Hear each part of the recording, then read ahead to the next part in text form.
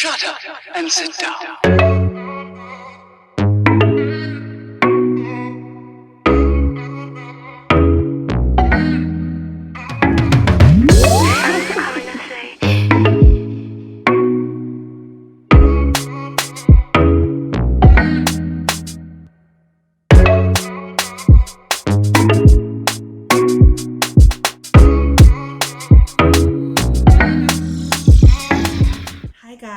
Welcome back to my channel. It's called something like that with your girl SimplyPontsho. Now if it's your first time joining us, welcome. I hope you stay, watch this video, and I hope you do enjoy it and you become a part of our family. And you can simply do that by clicking on that subscribe button, and while you're at it, you can hit that bell so you can be a part of the notification gang. Now, as you can see by the title of this video, it is my top 5 2020 books. It's my top 5 books for 2020.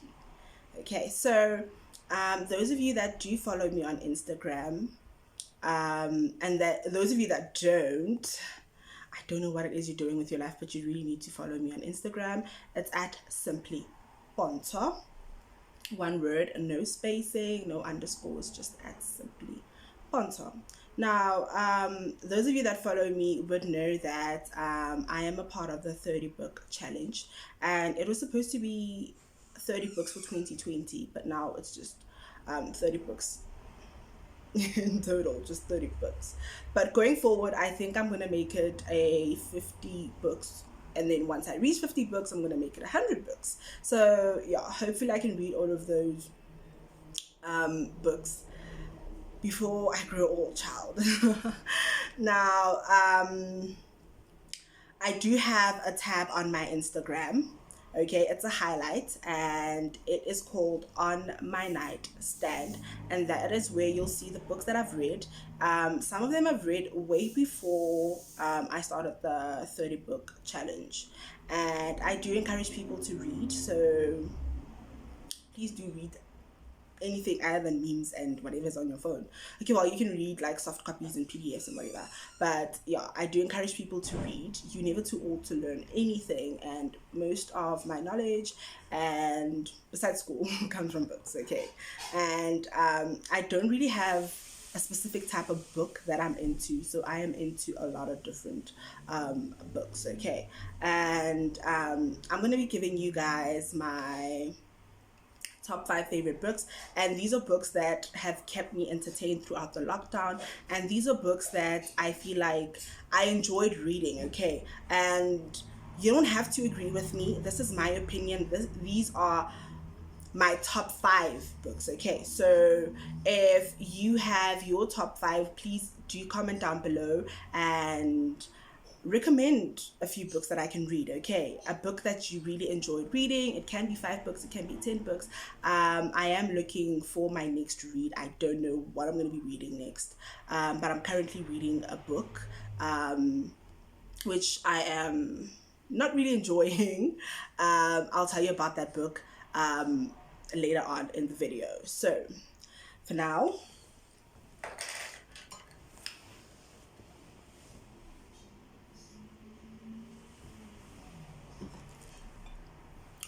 you need to shut up and sit down. Book club is in session.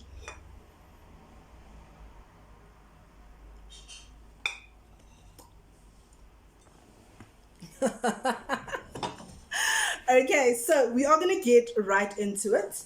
My number 5 would have to be this book over here. I'm just gonna come a bit closer so that you guys can see it. Okay, so it's called Bitch Please, Khanyi and Mbau, and it was written by Leslie Mufokeng, but obviously it's about Khanyi Mbau and her life. I enjoyed this book, honestly. I didn't think I was going to enjoy it, but I did. And normally I think people who have like autobiographies or biographies would be people who are much older and have seen it all, but I'm guessing now we can all write biographies even if you are not that old. So this book is really not a bad book, actually. I enjoyed it, and this book tells you everything you need to know about Khanyi, where she was born, how she was raised. And what I also enjoyed about this book was her period, the period in her life with Mandla. Is it Mandla Tim? I think that's him. When she was married to Mandla, and this is the book once again. Okay, so when she was married to Mandla and the abuse that she went throughout the marriage, and her daughter, who is also her biggest blessing, I guess. And she talks about motherhood and the way that she does it, okay? And I love how she lives her life according to her rules, okay? She does not conform to certain rules, or yeah, I could say rules that society would want us to conform to, okay? And this book has encouraged me to be me unapologetically, okay? A lot of people might, I remember actually when I was 14 or 15, I asked my mom to get me this book, and she was fuming, and she was like, no, this book is all about gold diggers, what are you trying to be, a gold digger, blah blah blah blah blah, and all of that. And honestly, it depends on how you look at it, hey? It depends on how you look at it. If you want to look at it as this book is about gold digging, blah blah blah blah, then you can look at it like that. My favorite part in the book was when she was about to leave Mandla, and she knew that the money was running out and they did not have money. At some point she said that I saw that the money was running out, but I wanted to leave him dry, broken, and like broke, okay? And she said, even though there was no money, I kept on stressing, I kept on wanting things, knowing very well that it can't happen. And then she also mentions her relationship with, is it what? Tinas Cruz. Yes, him, the white man. And how she was given a lot of money, and how most of the guys were older than her. Okay, both guys were older than her. And yeah, I think you guys should actually check this book out. So it is number 5 on my top 5 favorite books. My next favorite book for 2020 would be a book by, okay, I'm just gonna get the name of the book, because it is, I don't have the physical copy or the hard copy, so I did get a soft copy, and the name of the book is called, so it's called Me, okay? And it is Confessions of Daddy's Little Freak. And honestly, this is what it looks like, okay? So this is the cover of the book. I enjoyed this book. I enjoyed it a lot. I honestly thought it would have been higher on my list. I'm actually thinking about it. It should have been higher on my list. But yeah, I really enjoyed this book. If you really are into if you watched R. Kelly's what's this, Surviving R. Kelly, the docuseries, where survivors and the people that were closer to him were documenting or talking about events that took place, and how he raped and trafficked women, and how he underage women. So she talks about her experience as being daddy's girl, because we all know that R. Kelly would call himself daddy for whatever reason. So there's a snippet that I'm going to read to you guys, and I really hope it's somewhere here. Okay, so part of what I'm going to read to you is on page 46, and I think it only has 95 pages. And this book is raw, like completely vulgar, and like she tells it like it is. She does not hold back, and she gets up to a lot, eh? Like she does things that I didn't even think were possible. So I'm going to read out this part. So it says, shortly after Daddy called me into the other room, where I found Ray laid out naked on the bed. Daddy cuffed my ass and picked me up and kissed me and put himself right inside me, and where he stood. And then, okay, blah, blah, blah, blah, blah, blah, blah. You guys will have to read that for yourselves. And then the last part goes, my God, I just had sex with 2 bisexual men and I liked it. He had created a effing monster. So basically, she has seen it all, and at some point he beat her up to a pulp where she actually miscarried, and she was handcuffed to the bed because she wasn't allowed to leave, and she missed her own grandmother's funeral, her only surviving relative, blah blah blah. It's actually a very nice book. It's called Sex Me, Confessions of Daddy's Little Freak. Okay, so now we are going to move on to book number 3. Book number 3 is by Gabrielle Union, and it's called We Are Going to Need More Wine.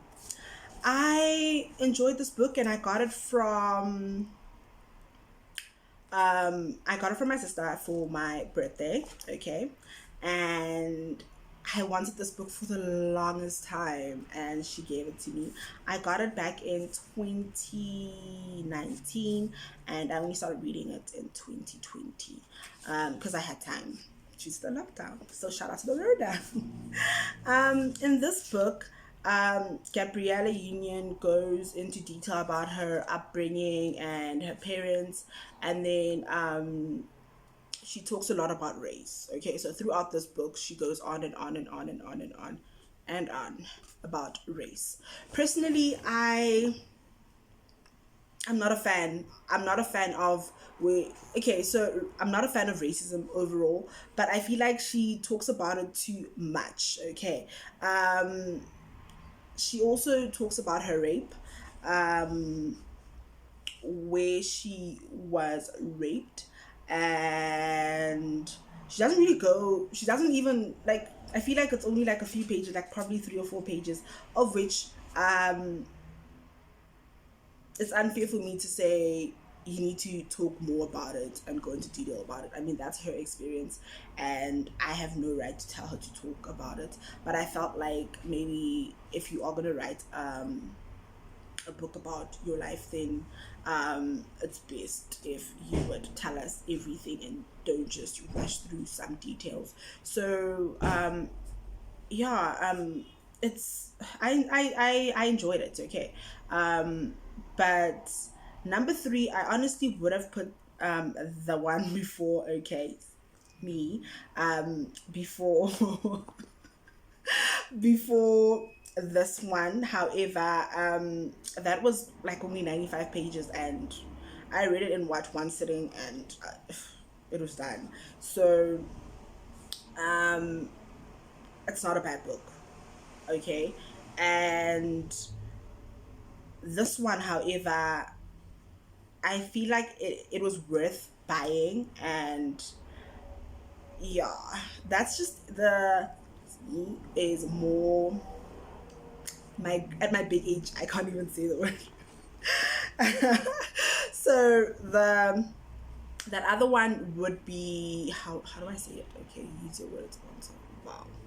Um, the other one, honestly, is more entertainment.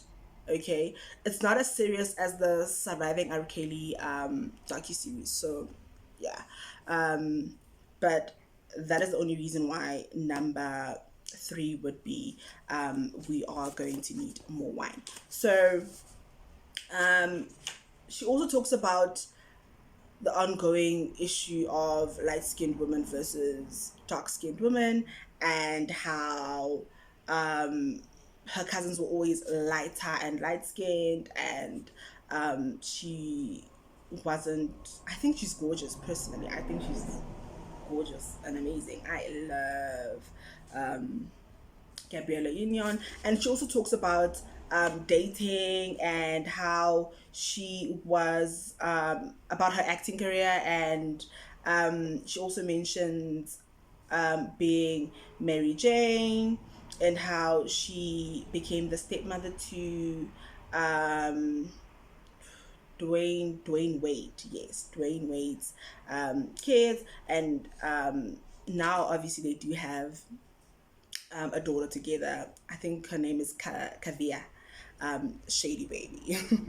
Okay, and yeah, they living their best life. I actually follow her on Instagram, and wow, um, I'm loving the both of them and their relationship. So yeah, she talks more about that, and then yeah, throughout the entire book, she just goes on about racism and um, her life back then when she was younger, or light skinned girls versus um, dark skinned girls. So yeah, I'm not gonna read you guys anything from this book because I'm trying to find the part where the rape occurs or happens. So yeah, let me just. Okay. Yeah, no. Mm-mm. So I can't find it. However, this is a New York Times bestseller, and it's it's honest. Okay, yes, raw, funny, yeah, okay, and yeah, it was nominated for an NAACP Image Award for Outstanding Literary Work, chosen by Emma Straub as a Best New Celebrity Memoir, a Best Book of the Year according to Pop Sugar, The Root, Barnes and Noble, and Amazon Celebrity Pick. So yeah.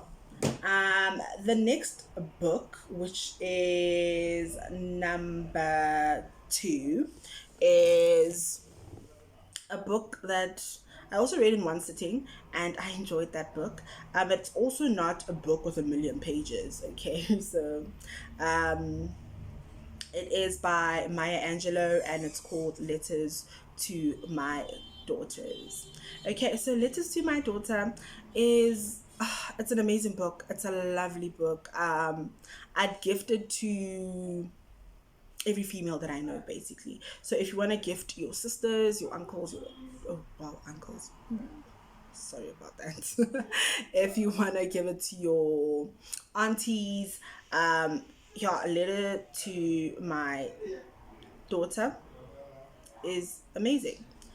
Um, okay, so my mother's talking outside. It might be actually very noisy. I do apologize for that. So okay, Letter to My Daughter is a book about her life. Okay, essays about her life, where she tells you guys about where she was born, how she was raised, from being raised by her grandmother who is very religious to being raised by her mother who is not so religious. And then she talks about her experience with men, and how her son is her biggest blessing. And I actually read about her son in I Know Why the Caged Bird Sings. I enjoyed I Know Why the Caged Bird Sings, and it's also a book by Maya Angelou. I think she was young and she was just, experimenting, and it was just one of those things where you're not supposed to be doing this. Let's just do it with kids, and then she loses her virginity and falls pregnant. That's it. Like that one time. Imagine that one time, and then she has her son, and she didn't really know how she was going to handle parenting and how she was going to go about it. And then I remember in the book she said she was lying on the bed, and the child was in the middle of, no, she wasn't lying on the bed, she was actually standing like far from the bed, and the child was put in the middle of the bed. But and then she said that without knowing it, she was already lying next to her son, and instantly her mother instincts kicked in. So yeah, I'm gonna read you a small snippet, okay, from the letter to my daughter. Okay, so it says, I gave birth to one child, a son, but I have thousands of daughters. You are black and white, Jewish and Muslim, Asian, Spanish speaking, Native Americans, and Aleut. You are fat and thin and pretty and plain, gay and straight, educated and unlettered. And I am speaking to you all. Here is my offering to you. So this is on a few pages, not a few pages, but I think 2 pages or one before the first chapter or the first essay. So I think this is just an introduction, just saying that this is a book that I'm writing, hoping you guys can learn from my life and my experiences. Okay, so yeah, that is my number 2. And number 1 is a book that I really, really enjoyed, and this book I'll cherish for forever. Okay, and when I think of strength, and I think of resilience, and I think of someone who for me is fearless, I think of Zoleka Mandela, and this book is called When Hope Whispers. So wow, okay, where do I start with this book? Okay, so Zoleka Mandela is the granddaughter of the global iconic and first black president of South Africa, Nelson Mandela, and granddaughter again of Winnie Madikizela Mandela. And yeah, this book is also very emotional. Hey, it had me in my feelings actually. So wow. Also, the foreword, okay, is by Winnie Madikizela Mandela. So yes, that part that I read was actually Maya Angelou's foreword. Yes, do we call yes? So not Winnie, what Maya Angelou's foreword? Yes.